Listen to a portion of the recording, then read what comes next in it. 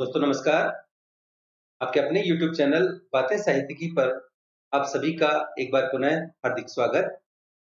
मित्रों, ईद के इस पावन अवसर पर आइए मुंशी प्रेमचंद की प्रसिद्ध रचना ईदगाह पढ़ते हैं। प्रस्तुत कहानी ईदगाह प्रेमचंद जी की प्रतिनिधि कहानी है जो बाल मनोविज्ञान पर केंद्रित है।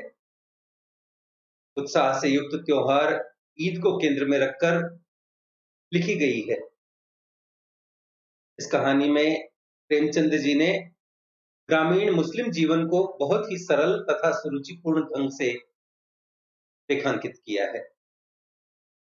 मित्रों, प्रस्तुत कहानी ईदगाह का प्रकाशन वर्ष 1933 है।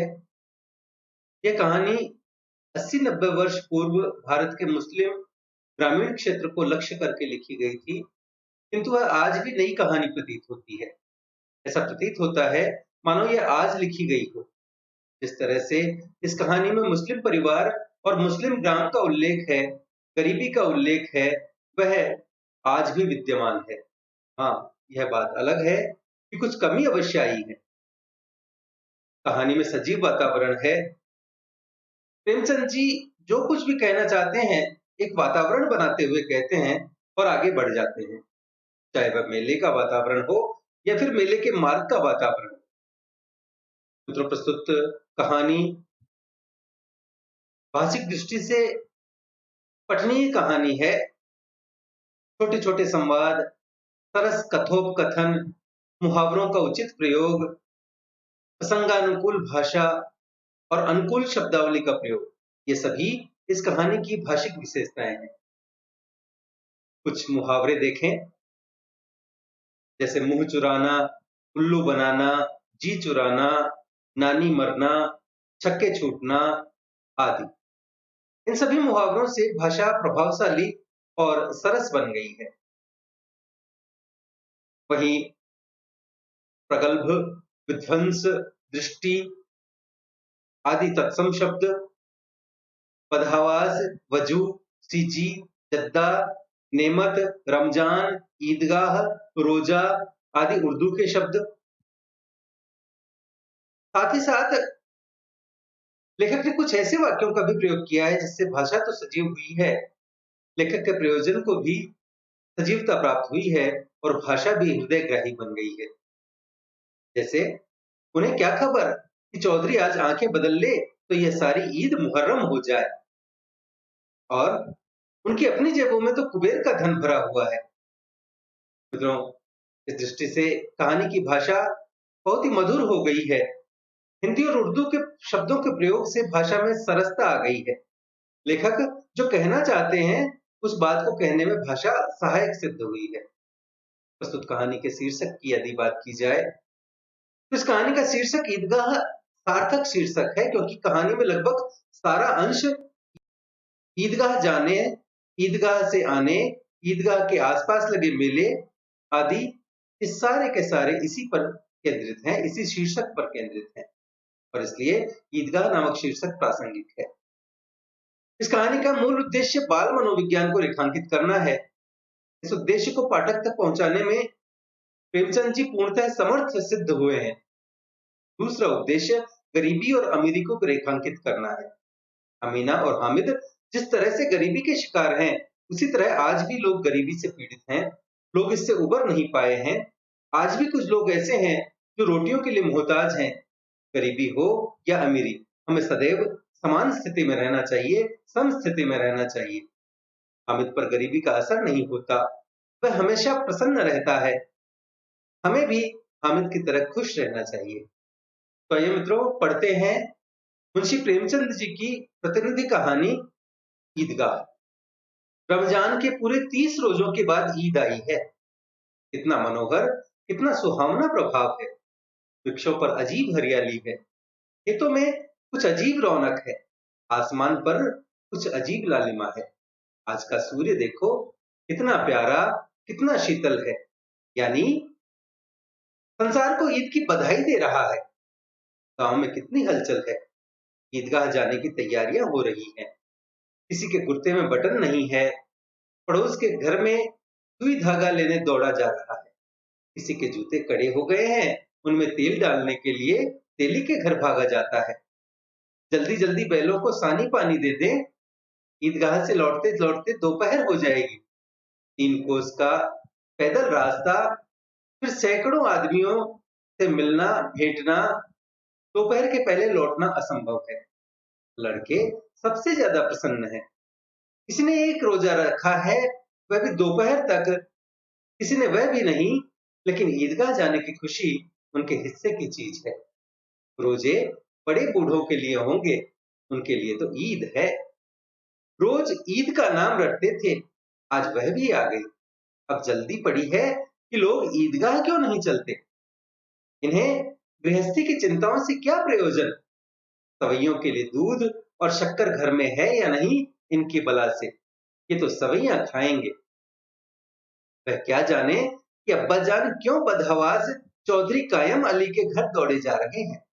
उन्हें क्या खबर कि चौधरी आंखें बदल ले तो यह सारी ईद मुहर्रम हो जाए।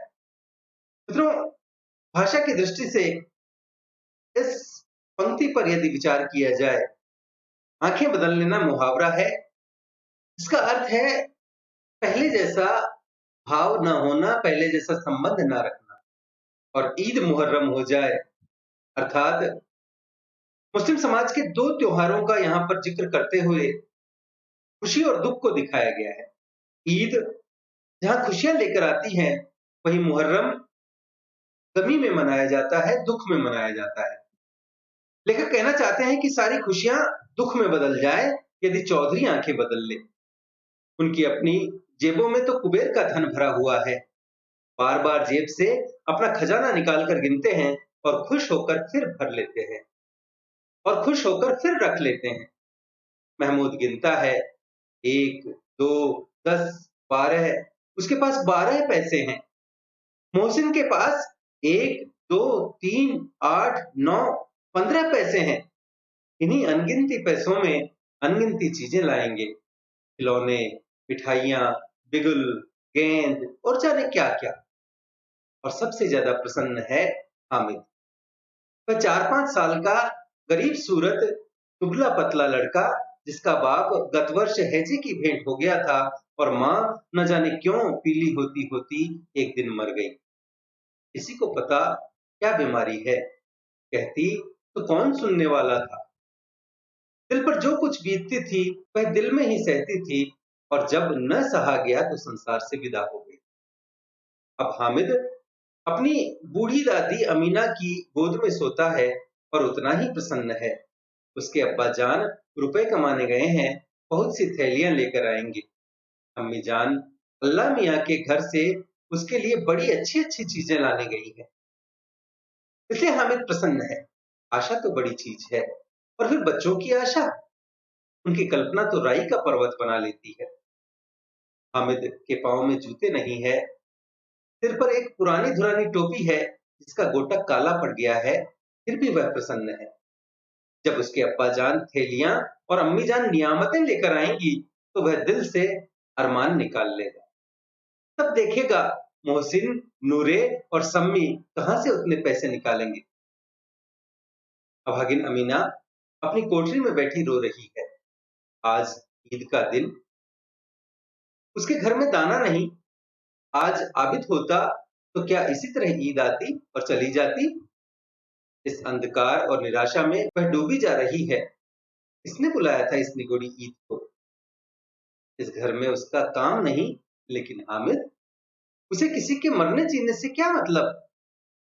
उसके अंदर प्रकाश है, बाहर आशा। विपत्ति अपना सारा दलबल लेकर आए, हामिद की आनंद भरी चितवन उसका विध्वंस कर देगी। हामिद भीतर जाकर दादी से कहता है, तुम डरना नहीं अम्मा, मैं सबसे पहले आऊंगा, बिल्कुल ना डरना। हमीदा का दिल कचोट रहा है। गांव के बच्चे अपने अपने बाप के साथ जा रहे हैं।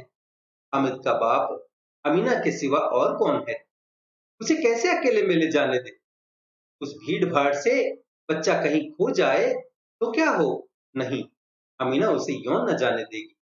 नन्ही सी जान, तीन कोस पैदल चलेगा कैसे? पैर में छाले पड़ जाएंगे, जूते भी तो नहीं है। वह थोड़ी थोड़ी दूर पर उसे गोद में ले लेती, लेकिन यहाँ सवैयां कौन पकाएगा? ऐसे होते तो लौटते लौटते सब सामग्री जमा करके चटपट बना लेती। यहाँ तो घंटों चीजें जमा करते लगेंगे। मांगे का ही तो भरोसा ठहरा। उस दिन फहीमन के कपड़े सिले थे, 8 आने पैसे मिले थे। उस अठन्नी को ईमान की तरह बचाती चली आती थी इसी ईद के लिए। लेकिन कल ग्वालन सिर पर सवार हो गई तो क्या करती? हामिद के लिए कुछ नहीं है तो 2 पैसे का दूध तो चाहिए ही। अब तो कुल 2 आने बच रहे हैं। 3 पैसे हामिद की जेब में, 5 अमीना के बटुए में। यही तो बिसात है। और ईद का त्योहार अल्लाह ही बेड़ा पार लगाए। मित्रों, बिसात अर्थात फैलाव या फैलाई जाने वाली वस्तु। धोबन और नाइन और मेहतरानी और चूड़ीहारिन सभी तो आएंगी। सभी को सेवैयां चाहिए और थोड़ा किसी को आंखों नहीं लगता। किस किस से मुंह चुराएंगी? और मुंह क्यों चुराए? साल भर का त्योहार है। जिंदगी खैरियत से रहे, उनकी तकदीर भी तो उसी के साथ है। बच्चे को खुदा सलामत रखे, ये दिन भी कट जाएंगे। गांव से मेला चला और बच्चों के साथ हामिद भी जा रहा था। कभी सब के सब दौड़कर आगे निकल जाते, फिर किसी पेड़ के नीचे खड़े होकर साथ वालों का इंतजार करते। यह लोग क्यों इतना धीरे धीरे चल रहे हैं? हामिद के पैरों में तो जैसे पर लग गए हैं। वह कभी थक सकता है? शहर का दामन आ गया। सड़क के दोनों ओर अमीरों के बगीचे हैं। पक्की चारदीवारी बनी हुई है। पेड़ों में आम और लीचियां लगी हुई हैं। कभी कभी कोई लड़का कंकड़ी उठाकर आम पर निशाना लगाता है। माली अंदर से गाली देता हुआ निकलता है। लड़के वहां से एक फर्लांग पर हैं, खूब हंस रहे हैं। माली को कैसा उल्लू बनाया है। बड़ी बड़ी इमारतें आने लगी हैं। यह अदालत है, यह कॉलेज है, यह क्लब घर है। इतने बड़े कॉलेज में कितने लड़के पढ़ते होंगे? सब लड़के नहीं हैं जी, बड़े बड़े आदमी हैं। सच, उनकी बड़ी बड़ी मूछें हैं। इतने बड़े हो गए, अभी तक पढ़ने जाते हैं। न जाने कब तक पढ़ेंगे और क्या करेंगे इतना पढ़कर। हामिद के मदरसे में 2-3 बड़े बड़े लड़के हैं, बिल्कुल 3 कौड़ी के। रोज मार खाते हैं, काम से जी चुराने वाले। इस जगह भी उसी तरह के लोग होंगे और क्या। क्लब घर में जादू होता है। सुना है यहाँ मुर्दों की खोपड़ियां दौड़ती हैं और बड़े बड़े तमाशे होते हैं, पर किसी को अंदर नहीं जाने देते। और वहां शाम को साहब लोग खेलते हैं। बड़े बड़े आदमी खेलते हैं, मूंछों दाढ़ी वाले। और मेमे भी खेलती हैं। सच, हमारी अम्मों को यह दे दो। क्या नाम है? बैट। उसे तो पकड़ ही ना सके, घुमाते ही लुढ़क जाएं। महमूद ने कहा, हमारी अम्मी जान का तो हाथ कांपने लगे, अल्लाह कसम। मोहसिन बोला, चलो, मनो आटा पीस डालती हैं, जरा सा बैट पकड़ लेंगी तो हाथ कांपने लगेंगे। सैकड़ों घड़े पानी रोज निकालती हैं। 5 घड़े तो तेरी भैंस पी जाती है।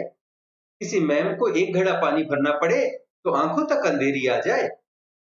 इस पर महमूद कहता है, लेकिन दौड़ती तो नहीं, उछल कूद तो नहीं सकती।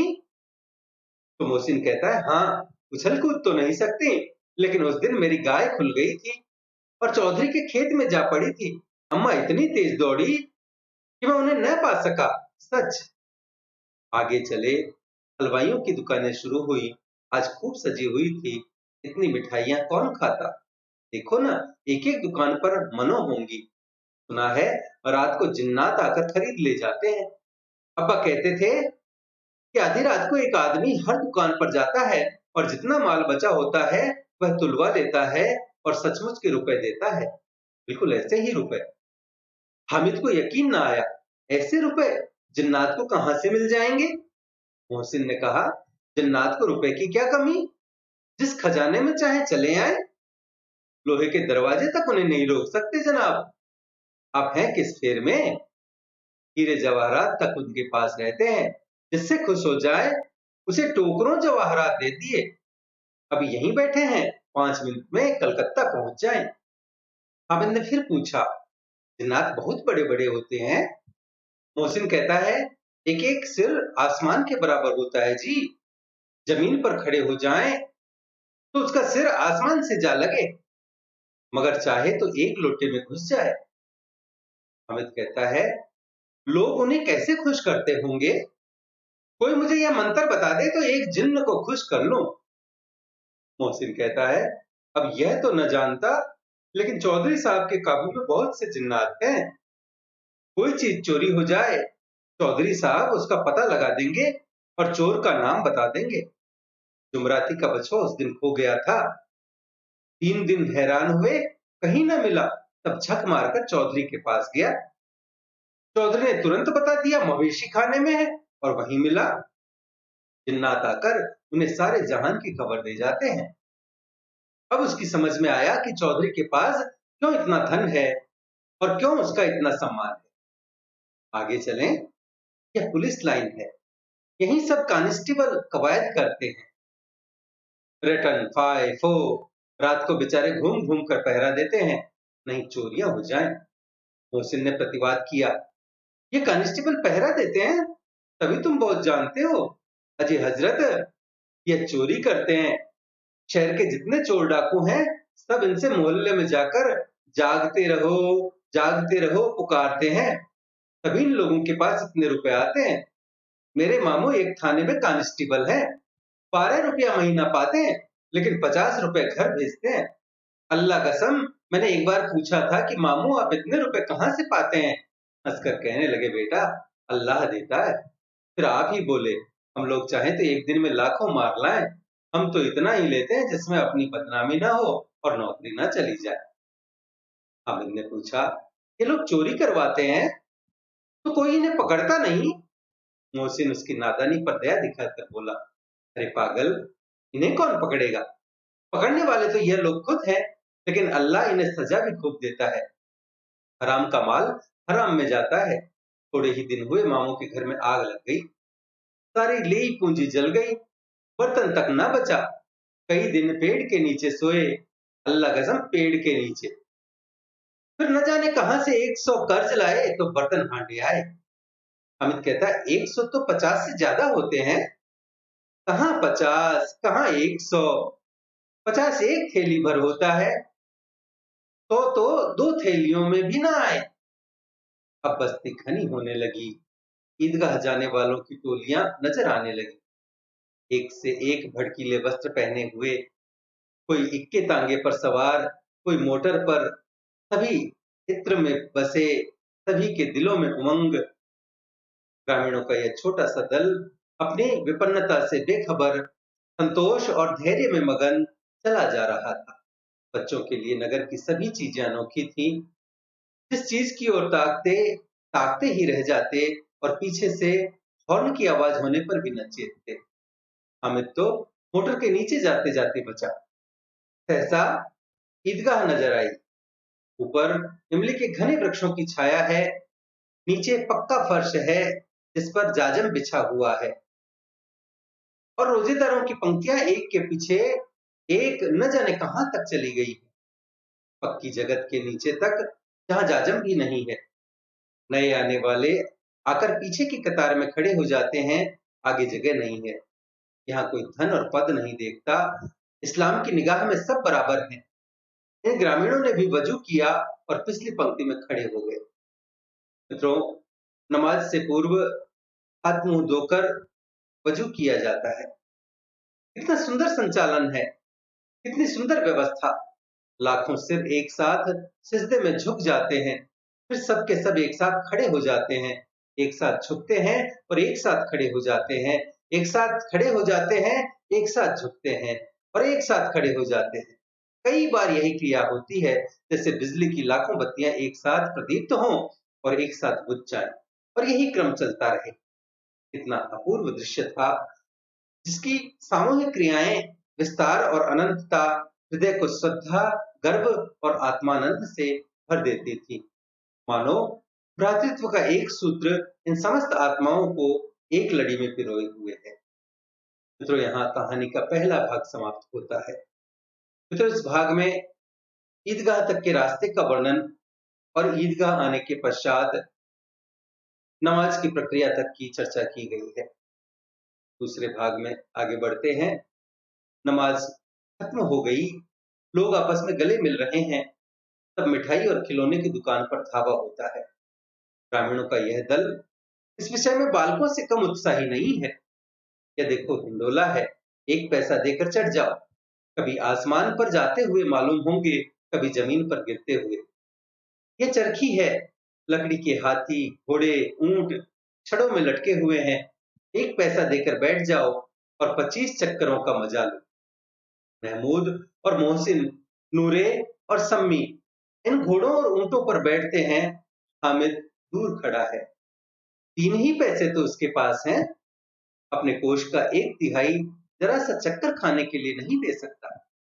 सब चरखियों से उतरते हैं, अब खिलौने लेंगे। उधर दुकानों की कतार लगी हुई है, तरह तरह के खिलौने हैं। सिपाही और गुजरिया, राज और बंकी, भिश्ती और धोबिन और साधु। वाह, कितने सुंदर खिलौने हैं। अब गोला ही चाहते हैं। महमूद सिपाही लेता है, खाकी वर्दी और लाल पगड़ी वाला, कंधे पर बंदूक रखे हुए, मालूम होता है अभी कवायद किए चला आ रहा है। मोहसिन को भिश्ती पसंद आया, कमर झुकी हुई है, ऊपर मशक रखे हुए है, मशक का मुंह एक हाथ से पकड़े हुए है। कितना प्रसन्न है, शायद कोई गीत गा रहा है। बस मशक से पानी उड़ेला ही चाहता है। नूरे को वकील से प्रेम है। कैसी विद्वत्ता है उसके मुख पर। काला चोगा, नीचे सफेद अचकन, अचकन के सामने की जेब में घड़ी, सुनहरी जंजीर, एक हाथ में कानून का पोथा लिए हुए। मालूम होता है अभी किसी अदालत से जिरह या बहस किए चले आ रहे हैं। यह सब 2-2 पैसे के खिलौने हैं। हामिद के पास कुल 3 पैसे हैं।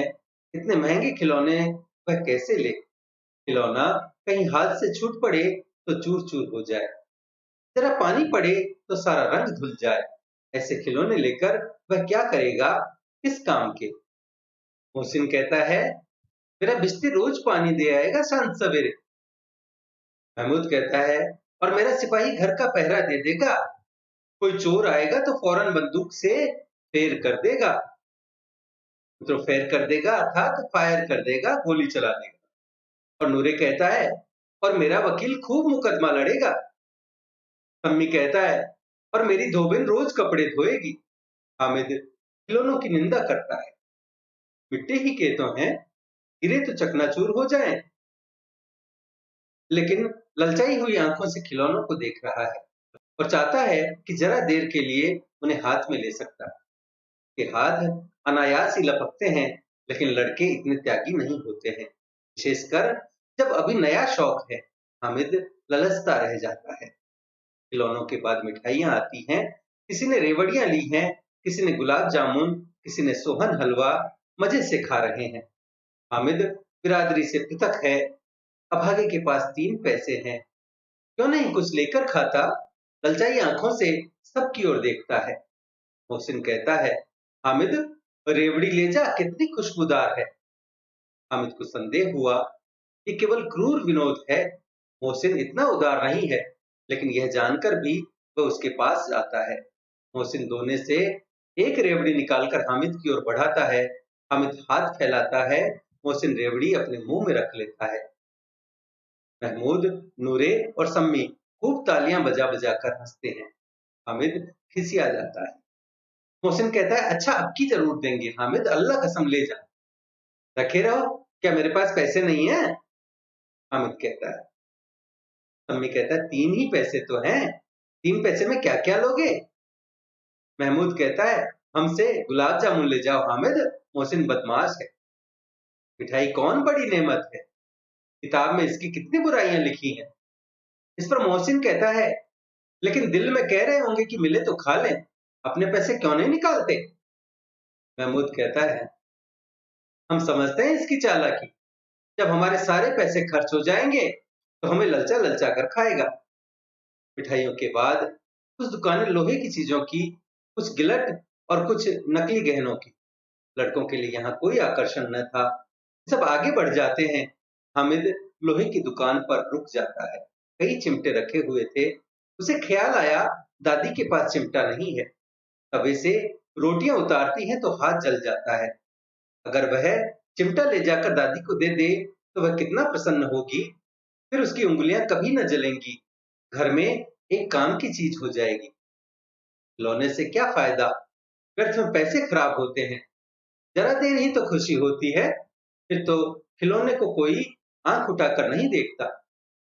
यह तो घर पहुंचते पहुंचते टूट फूट कर बराबर हो जाएंगे। चिमटा कितने काम की चीज है। रोटियां तवे से उतार लो, चूल्हे में सेक लो, कोई आग मांगने आए तो चटपट चूल्हे से आग निकाल कर उसे दे दो। अम्मा बेचारी को कहाँ फुर्सत है कि बाजार आए, और इतने पैसे ही कहाँ मिलते हैं, रोज हाथ जला लेती हैं। हामिद के साथी आगे बढ़ गए हैं। तबील पर सबके सब शरबत पी रहे हैं। देखो, सब कितने लालची हैं। इतनी मिठाइयां ली, मुझे किसी ने एक भी न दी। उस पर कहते हैं मेरे साथ खेलो, मेरा यह काम करो। अब अगर किसी ने कोई काम करने को कहा तो पूछूंगा, खाए मिठाइयां? आप मुंह सड़ेगा, थोड़े फुंसियां निकलेंगी, आप ही जबान चटोरी हो जाएगी। तब घर से पैसे चुराएंगे और मार खाएंगे। किताब में झूठी बातें थोड़ी ही लिखी हैं। मेरी जबान क्यों खराब होगी। अम्मा चिमटा देखते ही दौड़कर मेरे हाथ से ले लेंगी और कहेंगी, मेरा बच्चा अम्मा के लिए चिमटा लाया है, कितना अच्छा लड़का है। इन लोगों के खिलौने पर कौन इन्हें दुआएं देगा। बड़ों की दुआएं सीधे अल्लाह के दरबार में पहुंचती हैं और तुरंत सुनी जाती हैं। मैं भी इनसे मिजाज क्यों सहूं। मैं गरीब सही, किसी से कुछ मांगने तो नहीं जाता। आखिर अब्बा जान कभी न कभी आएंगे, अम्मा भी आएंगी ही। फिर इन लोगों से पूछूंगा, कितने खिलौने लोगे। एक एक को टोकरियां खिलौने दूं और दिखा दूं कि दोस्तों के साथ इस तरह का सलूक किया जाता है। यह नहीं कि एक पैसे की रेवड़ियां ली तो चिढ़ा चिढ़ा कर खाने लगे। सबके सब हंसेंगे कि हामिद ने चिमटा लिया है। हंसे मेरी बला से। उसे दुकानदार से पूछा, ये चिमटा कितने का है। दुकानदार ने उसकी ओर देखा और कोई आदमी साथ न देखकर कहा, तुम्हारे काम का नहीं है जी। बिकाऊ है कि नहीं। बिकाऊ क्यों नहीं है, और यहाँ क्यों लाद लाए हैं। तो बताते क्यों नहीं कै पैसे का है। 6 पैसे लगेंगे। हामिद का दिल बैठ गया। ठीक ठीक 5 पैसे लगेंगे, लेना हो तो लो, नहीं चलते बनो। हामिद ने कलेजा मजबूत करके कहा, 3 पैसे लोगे। यह कहता हुआ वह आगे बढ़ गया कि दुकानदार की घुड़कियां न सुने। लेकिन दुकानदार ने घुड़कियां नहीं दी, बुलाकर चिमटा दे दिया। हामिद ने उसे इस तरह कंधे पर रखा मानो बंदूक है, और शान से अकड़ता हुआ संगियों के पास आया। जरा सुने सबके सब क्या क्या आलोचनाएं करते हैं। मोहसिन ने हंसकर कहा, ये चिमटा क्यों लाया है पगले, इससे क्या करेगा। हामिद ने चिमटे को जमीन पर पटक कर कहा, जरा अपना भिश्ती जमीन पर गिरा दो, सारी पसलियां चूर चूर हो जाएंगी बच्चों की। महमूद बोला, तो ये चिमटा कोई खिलौना है।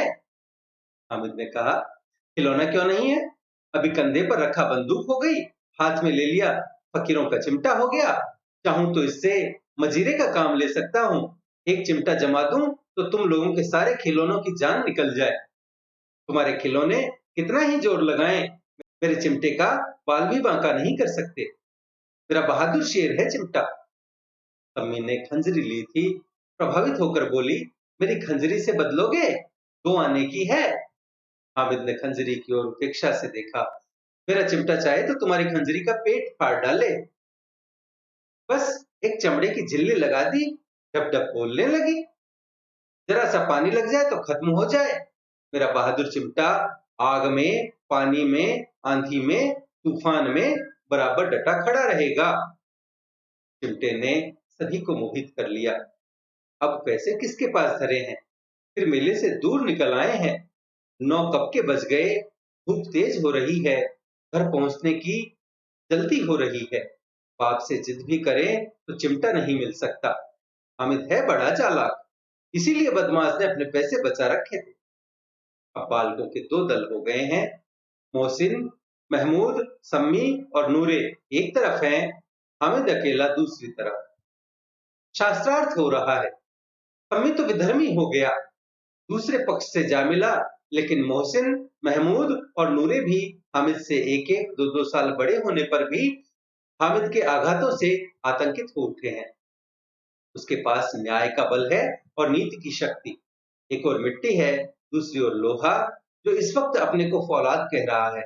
वह अजेय है, घातक है। अगर कोई शेर आ जाए, मियाँ भिस्ती के छक्के छूट जाएं और जो मियाँ सिपाही मिट्टी की बंदूक छोड़कर भागे, वकील साहब की नानी मर जाए, चोगे में मुंह छिपाकर जमीन पर लेट जाए, मगर यह चिमटा, यह बहादुर, यह रुस्तमे हिंद लपक कर शेर की गर्दन पर सवार हो जाएगा और उसकी आंखें निकाल लेगा। मोहसिन ने एड़ी चोटी का जोर लगाकर कहा, अच्छा पानी तो नहीं भर सकता? हामिद ने चिमटे को सीधा खड़ा करके कहा, किस्ती को एक डांट बताएगा तो दौड़ा हुआ पानी लेकर उसके द्वार पर छिड़कने लगेगा। मोहसिन परास्त हो गया, पर महमूद ने फूंक पहुंचाई, अगर बच्चा पकड़ जाए तो अदालत में बंदे बंदे फिरेंगे, तब तो वकील साहब के पैरों पड़ेंगे। हामिद इस प्रबल तर्क का जवाब न दे सका। उसने पूछा, हमें पकड़ने कौन आएगा? नूरे ने अकड़ कर कहा, यह सिपाही बंदूक वाला। हामिद ने मुंह चिढ़ाकर कहा, ये बेचारे हम बहादुर रुस्तमे हिंद को पकड़ेंगे? अच्छा लाओ, अभी जरा कुश्ती हो जाए, इसकी सूरत देखकर दूर से भागेंगे, पकड़ेंगे क्या बेचारे? मोहसिन को एक नई चोट सूझ गई, तुम्हारे चिमटे का मुंह रोज आग में जलेगा। उसने समझा था कि हामिद लाजवाब हो जाएगा, लेकिन यह बात न हुई। हामिद ने तुरंत जवाब दिया, आग में बहादुर ही कूदते हैं जनाब। तुम्हारे ये वकील, सिपाही और भिस्ती लौंडियों की तरह घर में घुस जाएंगे। आग में वह काम है जो यह रुस्तमे हिंद ही कर सकता है। महमूद ने एक जोर लगाया, वकील साहब कुर्सी में इस पर बैठेंगे, तुम्हारा चिमटा तो बावर्ची खाने में जमीन पर पड़ा रहने के सिवा और क्या कर सकता है? इस तर्क ने सम्मी और नूरे को भी राजी कर दिया। इतने ठिकाने की बात कही है पट्टे ने, चिमटा बावर्ची खाने में पड़ा रहने के सिवा और क्या कर सकता है?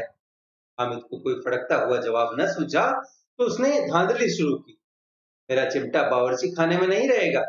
वकील साहब कुर्सी पर बैठेंगे तो जाकर उन्हें जमीन पर पटक देगा और उनका कानून उनके पेट में डाल देगा। बात कुछ बनी नहीं, हाल गाली गलौज थी, लेकिन कानून को पेट में डालने वाली बात छा गई।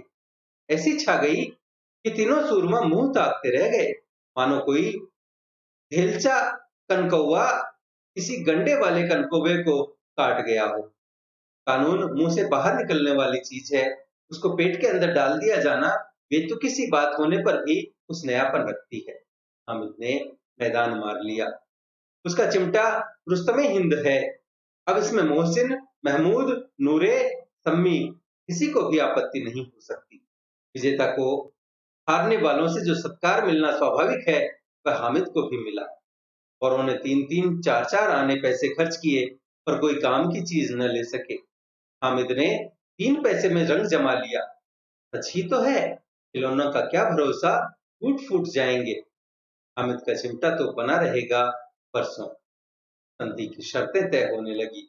मोहसिन ने कहा, जरा अपना चिमटा दो, हम भी देखें, तुम हमारे बिस्ती को लेकर देखो।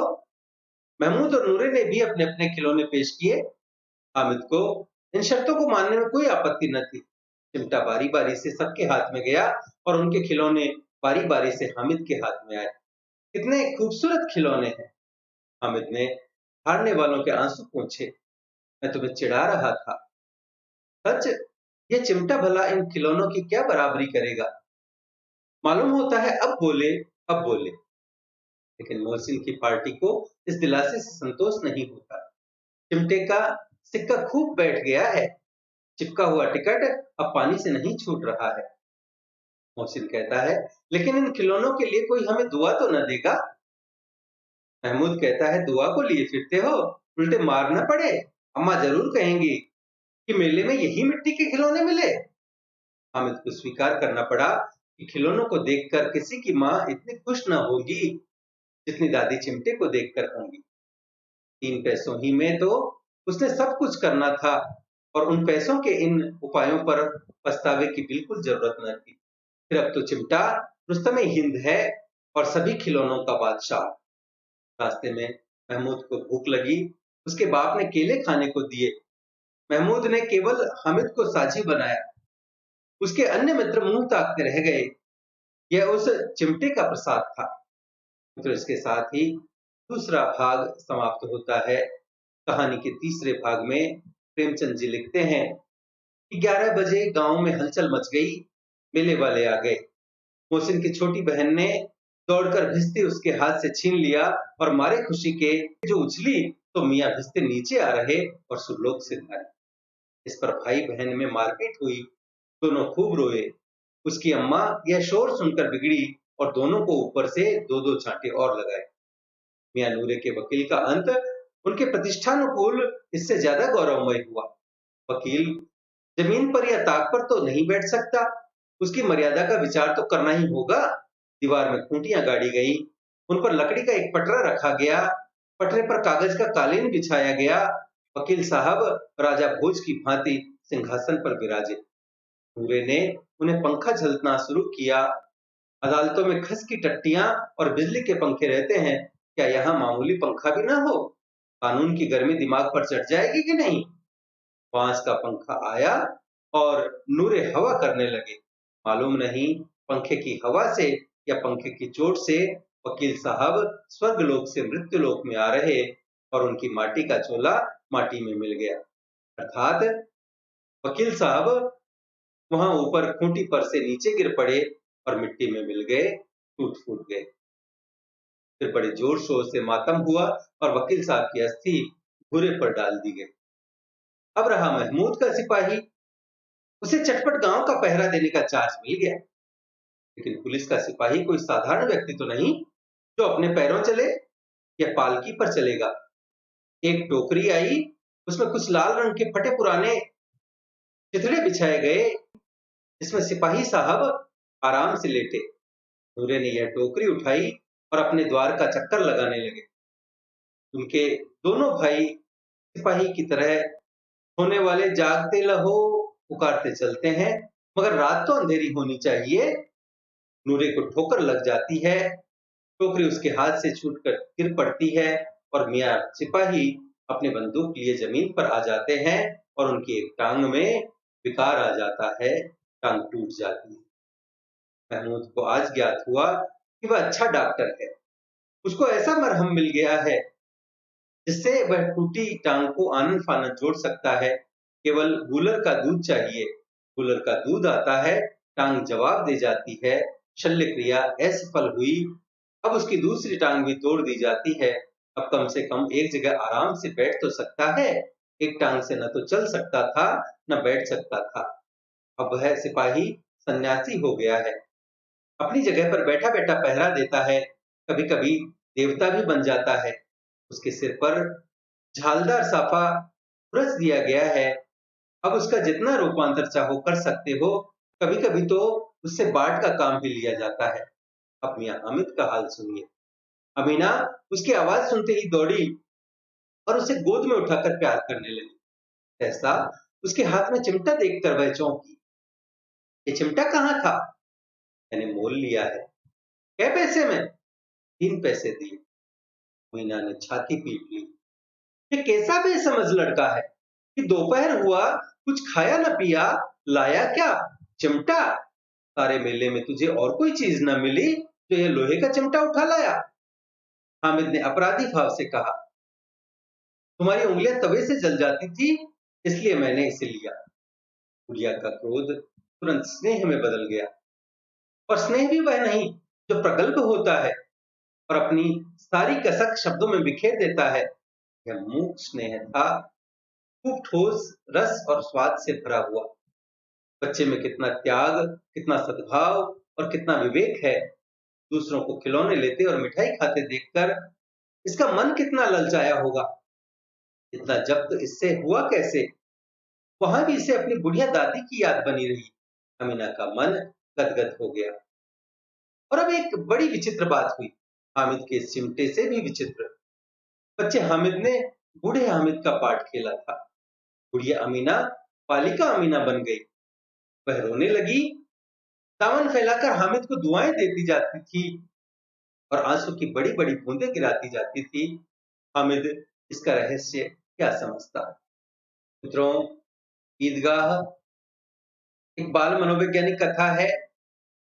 ईद के त्योहार के अवसर पर मुस्लिम समाज में विशेषकर बच्चों में कितनी उत्सुकता होती है, यह सामान्य रूप से मुसलमान बंधु ही जानते हैं।